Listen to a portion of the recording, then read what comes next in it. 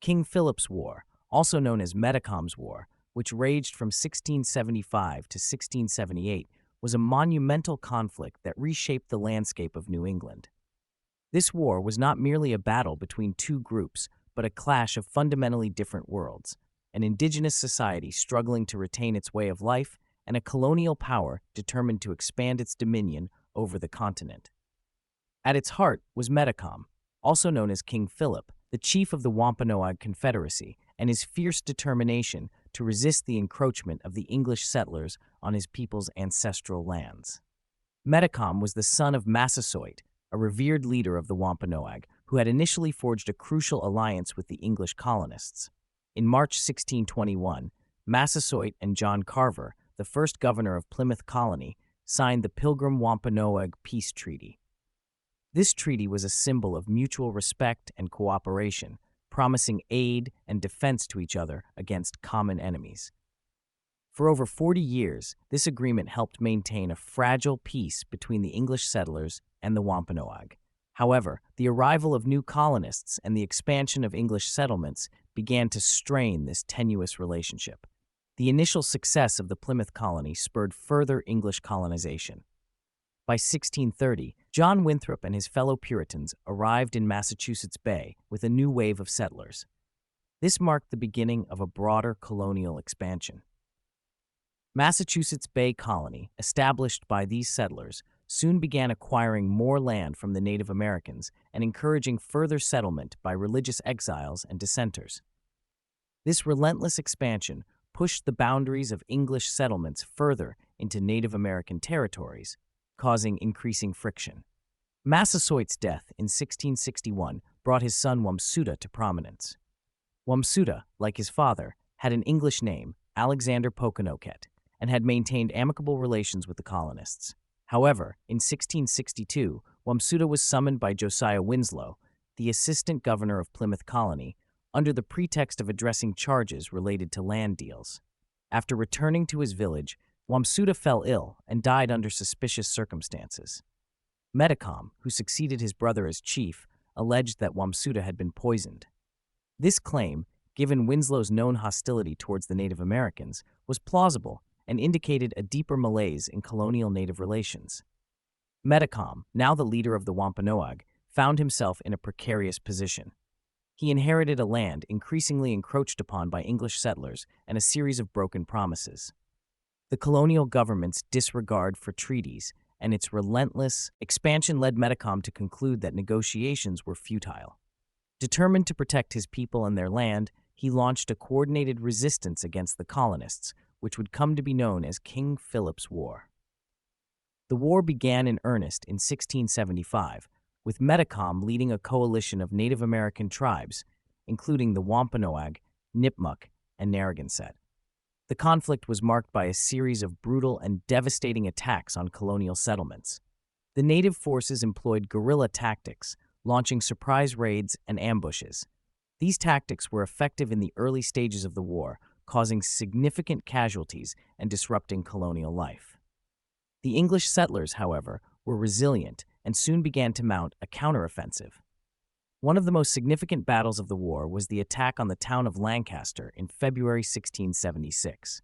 This raid, orchestrated by Wiedemoo and Quinnipian alongside Metacom's forces, saw the destruction of the settlement and the capture of several colonists, including Mary Rowlandson.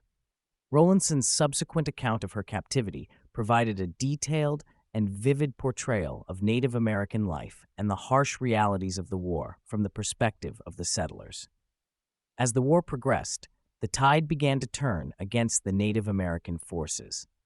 The English employed increasingly aggressive tactics, including the use of allied Native American tribes to fight against Metacom's coalition. Additionally, the harsh winter of 1676, combined with dwindling supplies and internal strife among the tribes, weakened the resistance.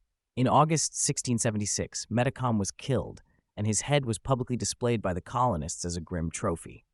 Despite his death, the conflict continued until 1678, with the remaining Native American forces being eventually defeated.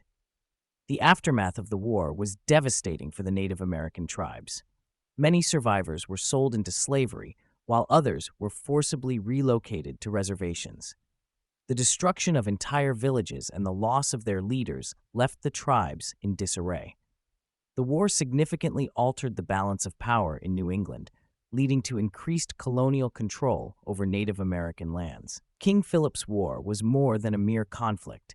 It was a profound struggle for survival and cultural preservation. It highlighted the profound impact of European colonization on indigenous populations and set a precedent for future colonial Native relations. The war's legacy continued to influence American policies towards Native Americans, shaping the way the U.S. government approached indigenous issues in the years that followed.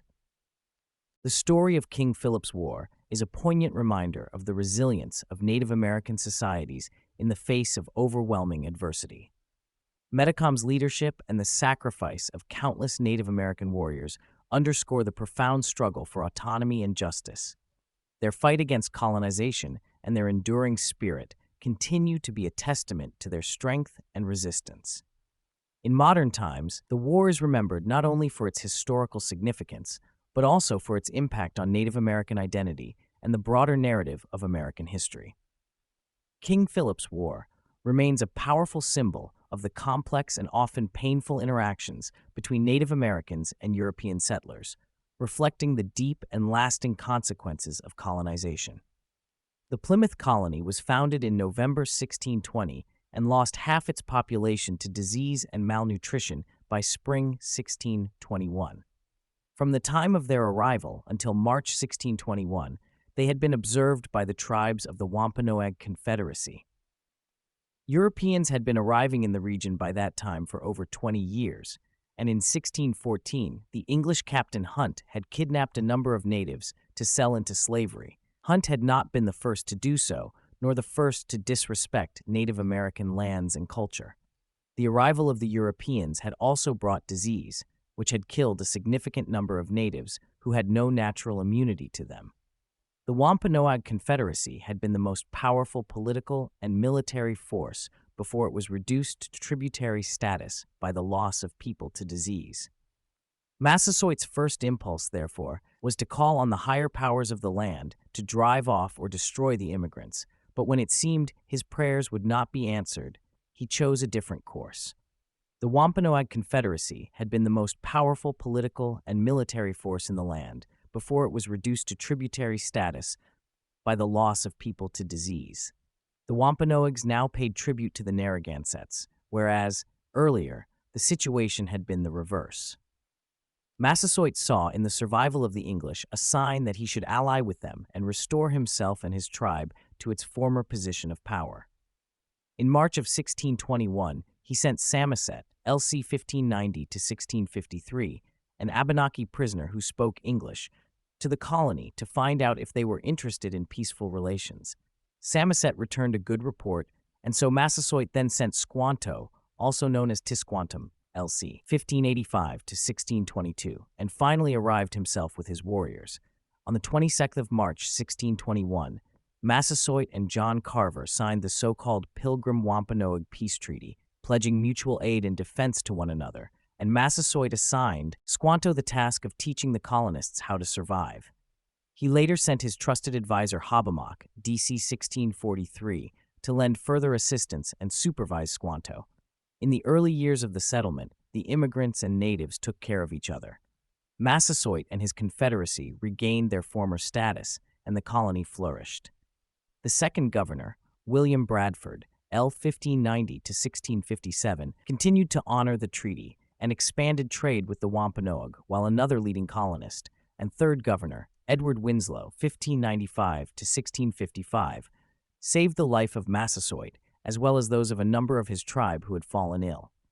The head of the colony's militia, Captain Miles Standish, L.C., 1584 to 1656, became close friends with Hobbamock, just as Bradford did with Squanto. In the year 1630 CE, a pivotal moment in American history unfolded as John Winthrop, a prominent Puritan leader, and his contingent of 700 settlers arrived in New England.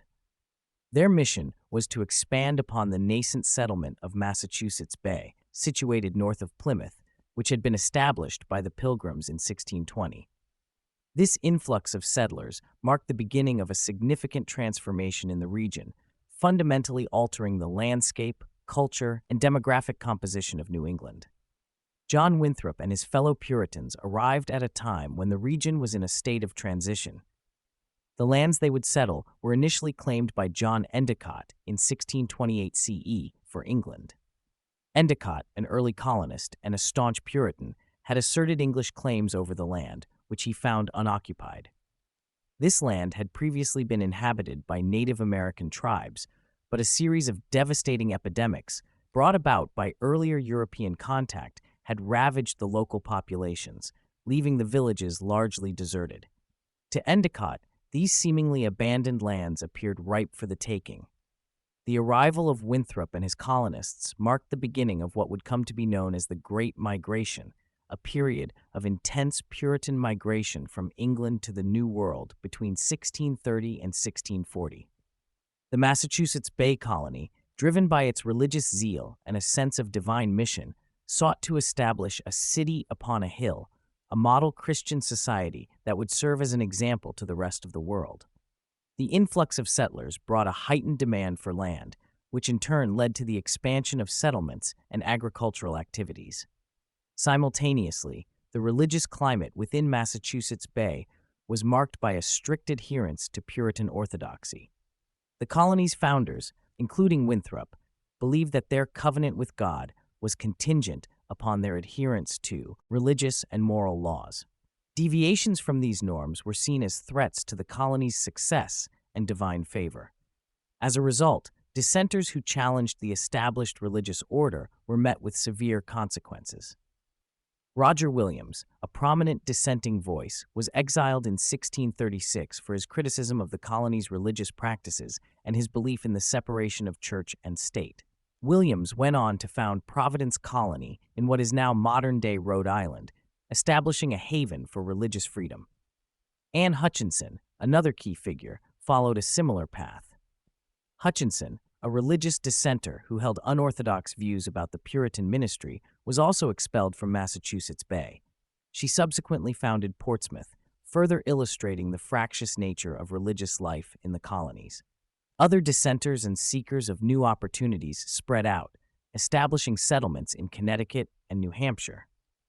These new colonies were both a testament to the dynamic and often contentious nature of early American religious and political life. The encroachment of European settlers into Native American territories was driven by more than just religious motivations. It was also a reflection of differing worldviews regarding land ownership and use. Native American tribes had a fundamentally different understanding of land compared to the English colonists. For Native Americans, land was not a commodity to be owned, but a sacred trust from the divine. Their relationship with the land was one of stewardship rather than ownership. They saw the land as a living entity to be cared for and used in harmony with the natural world. Tribal conflicts over land were often rooted in issues of honor, resource access, or retribution, rather than a desire for conquest or ownership. When Native Americans engaged in transactions with the English settlers, they often did so with a different conceptual framework. What the English perceived as land sales were, in the Native American understanding, agreements akin to rental arrangements or temporary use rights. The idea of selling land outright, and thus relinquishing all rights and connections to it, was alien to their worldview. Consequently, even after such transactions, Native Americans continued to hunt, plant, and use the land as they always had, believing it still belonged to them in a spiritual and practical sense. This fundamental misalignment in understandings of land ownership and usage created significant tensions between the Native Americans and the European settlers. The colonists' increasing demands for land and resources clashed with the Native Americans' view of their enduring relationship with the land. As English settlements expanded and more land was appropriated, conflicts intensified. The English, driven by their religious fervor and colonial ambitions, often failed to appreciate or respect the Native Americans' perspectives and rights. The impact of these misunderstandings and conflicts was profound and far-reaching. Native American tribes found themselves increasingly displaced and marginalized as European settlements spread. The traditional ways of life for many tribes were disrupted, and their social, economic, and spiritual connections to their lands were eroded. The resulting tensions and conflicts set the stage for future confrontations, including King Philip's War, which would become a dramatic and tragic chapter in the history of colonial Native American relations. In summary, the period from 1630 to 1640 in New England was marked by significant demographic and cultural shifts. The arrival of Puritan settlers, driven by religious motivations and an expansionist mindset, led to the displacement of Native American tribes and the erosion of their traditional ways of life. The differing worldviews regarding land ownership and use created a foundation for conflict, illustrating the complexities and challenges of early American colonialism. The legacy of these interactions continues to resonate in the ongoing discussions about land rights, cultural preservation, and historical understanding. As the English settlers were establishing their foothold in Massachusetts and Connecticut, another colonial power, the Dutch, had already begun to make their presence felt in the region known as New Netherlands, which corresponds to modern-day New York State. The Dutch, under the aegis of the Dutch West India Company, were actively engaged in expanding their trading network and asserting control over key trade routes and territories. Their expansionism brought them into direct competition with the English, who were similarly motivated by ambitions of growth and resource acquisition. The burgeoning Dutch influence in New Netherlands had significant repercussions for the English colonists. By the early 1630s, the Dutch had become active in trading and negotiating with Native American tribes, particularly those in Connecticut, such as the Pequot tribe. The Pequot, who occupied a region along Long Island Sound and the interior of Connecticut, were pivotal players in the regional trade networks. Their position as a central trading hub made them a critical partner for both the Dutch and the English. The competition for dominance in this lucrative trade arena quickly escalated into conflict. Tensions between English and Dutch traders, each supported by their respective Native American allies, began to surface as early as 1633. These tensions were exacerbated in 1634 and 1636 when two English traders were killed by members of the Western Niantic tribe who were allied with the Pequots. The deaths of these traders were seized upon by the English as a pretext to escalate their military actions against the Pequots. The resulting conflict, known as the Pequot War, 1636 to 1638, was a decisive and brutal chapter in early American colonial history. The English, determined to secure their position and expand their territorial claims, waged a relentless campaign against the Pequot tribe.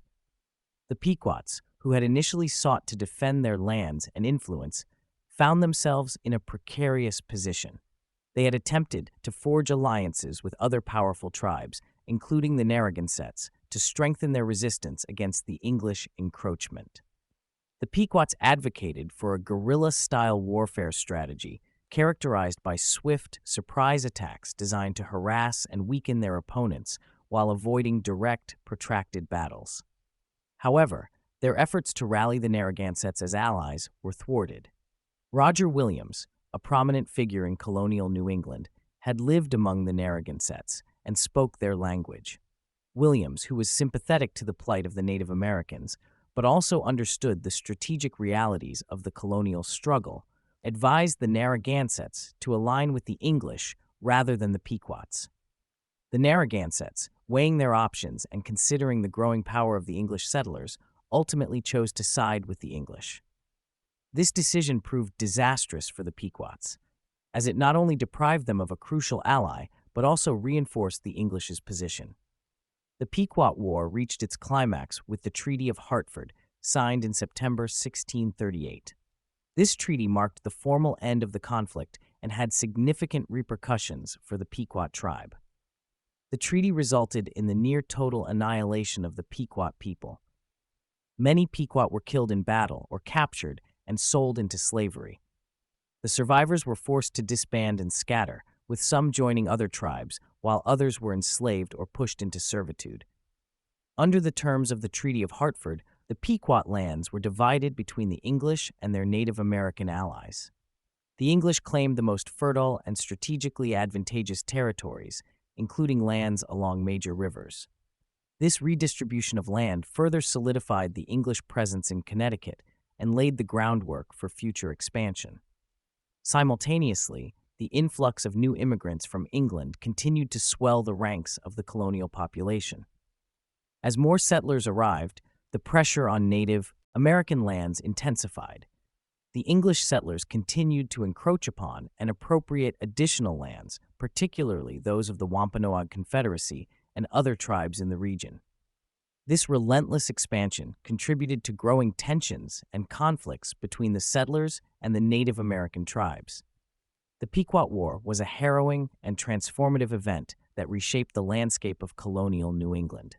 It demonstrated the violent and often devastating consequences of colonial expansion and competition for resources.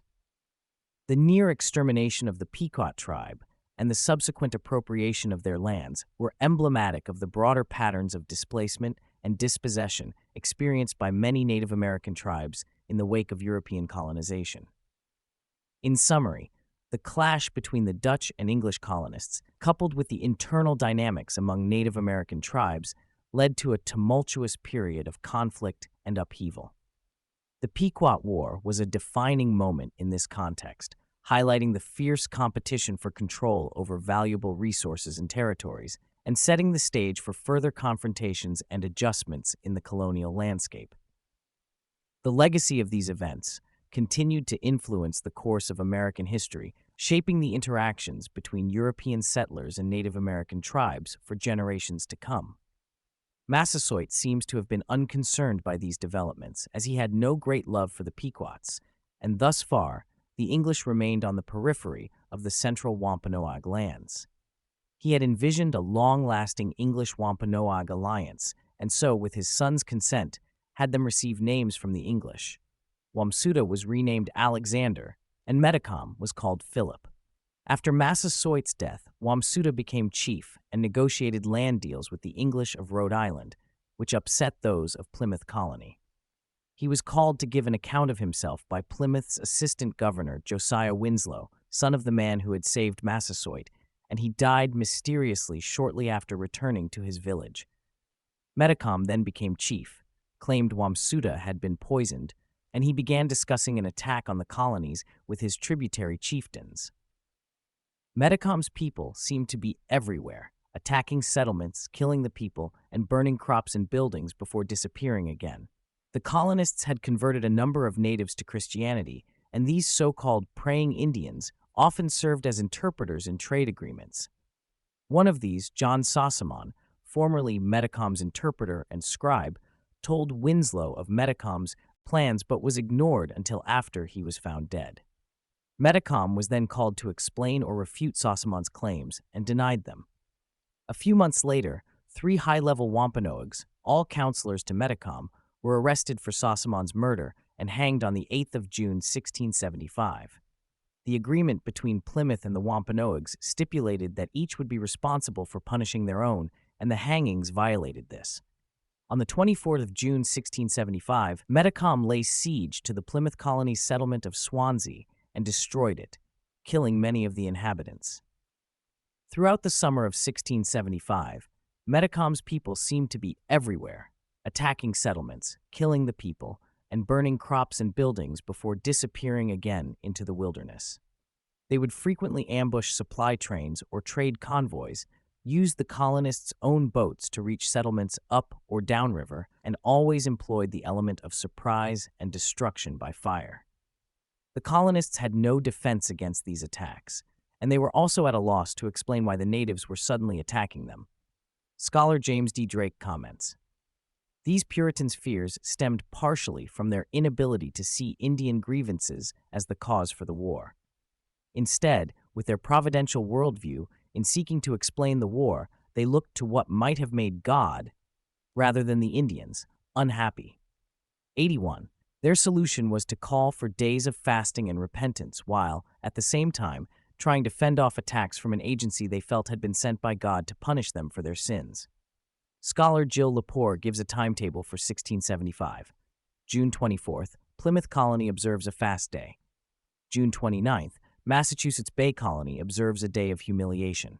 July 8th, Massachusetts Bay Colony observes a day of humiliation. July 21st, Plymouth Church observes a day of humiliation.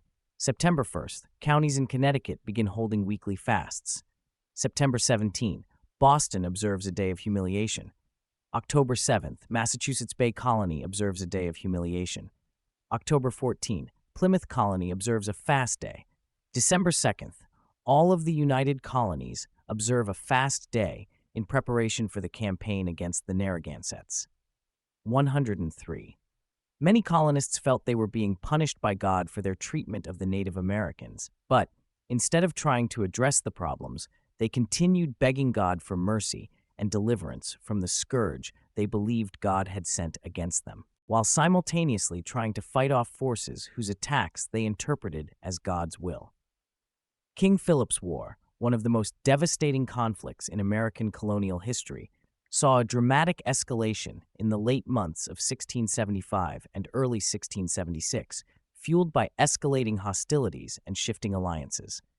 The war, which had initially seen various Native American tribes resisting encroachment by the English colonists, became a full-scale struggle as Metacom, also known as King Philip, sought to unite and lead a coalition of tribes against the encroaching settlers. The Narragansetts, who had maintained a precarious neutrality throughout the early part of the war, found their position increasingly untenable as the conflict intensified. Initially, the Narragansetts had agreed to provide shelter to the Wampanoag and other tribes affected by the war, offering refuge to women, children, and the injured. However, the fragile peace was shattered in December 1675 when a colonial force led by Josiah Winslow launched a brutal assault on a Narragansett stronghold. This attack, known as the Great Swamp Fight, was a turning point in the war. The Great Swamp Fight was a devastating blow to the Narragansett people.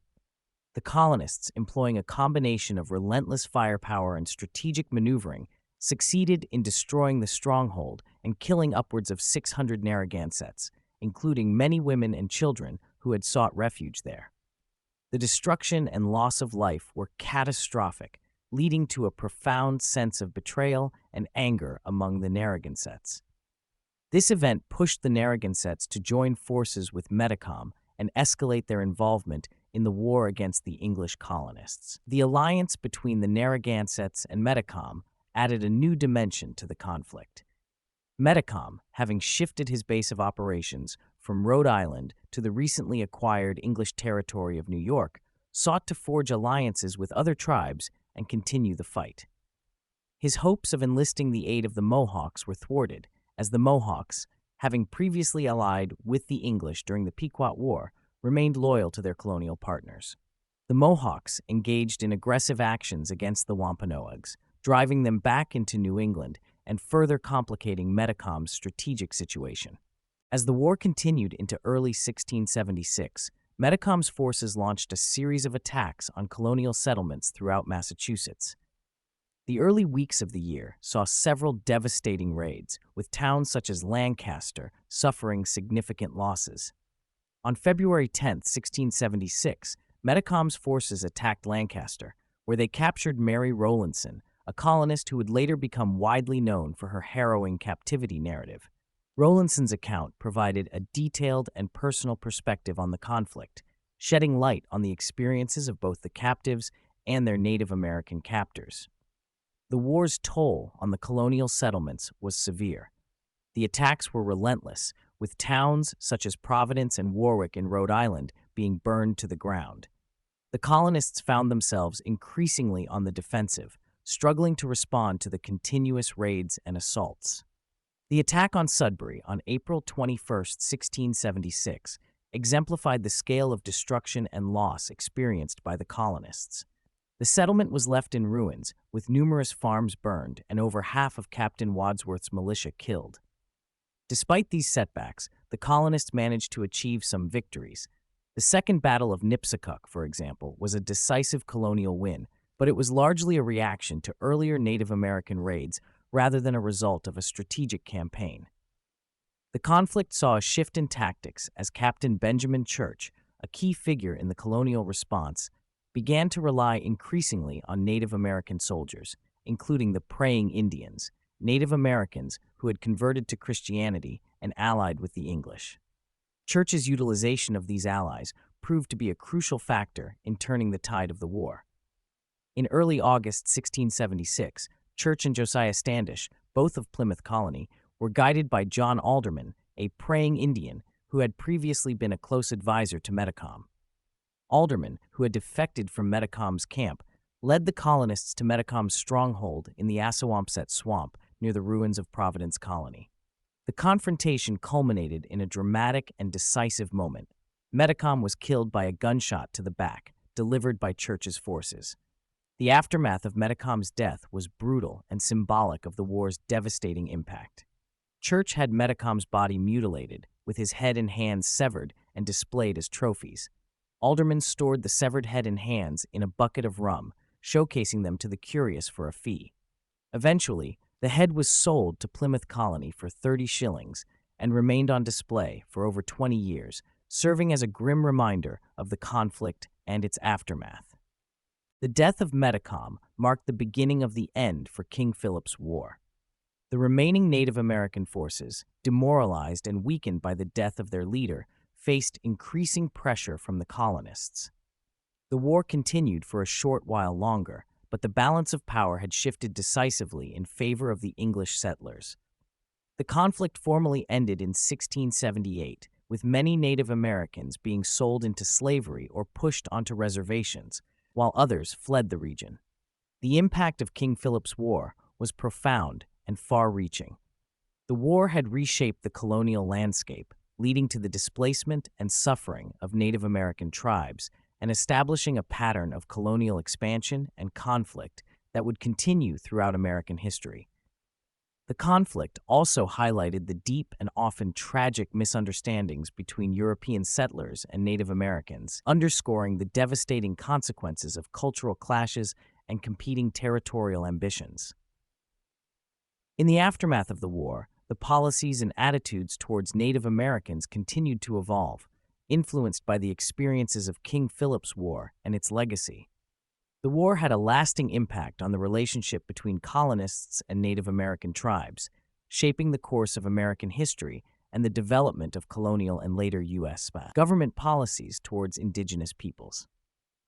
The war in Massachusetts pretty much came to a close after Metacom's assassination, but continued in the north between colonists and natives of the Wabanaki tribe and their allies until 1678, when the Treaty of Casco was signed. By that time, the conflict had claimed thousands of lives on both sides, saw over half of the English settlements damaged or destroyed, and native villages ruined. Crop supplies had been burned, and numerous injuries would hamper survivors from being able to work the land as they had before. The Pequot War, wholly contrived by the English for land, resulted in the dispersion of the Pequots, with many of them enslaved and given to Mohegan and Narragansett allies, and others sold locally or to slavers. After King Philip's War, also instigated by the English through broken treaties and promises, this same policy was followed. In both cases, colonists were reacting to the fear of a widespread Native American uprising, such as the Jamestown colony settlements had experienced in March of 1622, when the Powhatan chief Opchanacano, L. 1554 to 1646, had killed 347 colonists in a single morning in what became known as the Indian Massacre of 1622. These fears were not groundless either, as this is precisely the course suggested by the Pequots to the Narragansetts, and later, the plan Metacom envisioned for his own resistance to the English invasion. Plymouth Colony, which would never have survived without Wampanoag assistance, sold over 1,000 Wampanoags and their allies into slavery in Bermuda and the West Indies and expanded their reach into former Wampanoag territory. Massachusetts Bay and the others also expanded as the surviving natives were pushed onto reservations or were absorbed by other tribes and left the region. Later alliances between natives with the English and French were influenced by relationships established during King Philip's War, which also informed later U.S. policy toward Native Americans. The war was not won by the English because of superior weapons or tactics. The colonial militias were poorly commanded, barely organized. Groups of men armed with muskets, which were far less effective than the bow and arrows of the natives. The war was won because of the lack of unity among Native American tribes, the seemingly inexhaustible supply of immigrants, and finally, through lies. The English made promises to the natives they had no intention of keeping, and just as with the understanding of land rights, this concept of making deals without any intention of honoring them was foreign to Native American culture, and ultimately was the immigrants' most powerful weapon.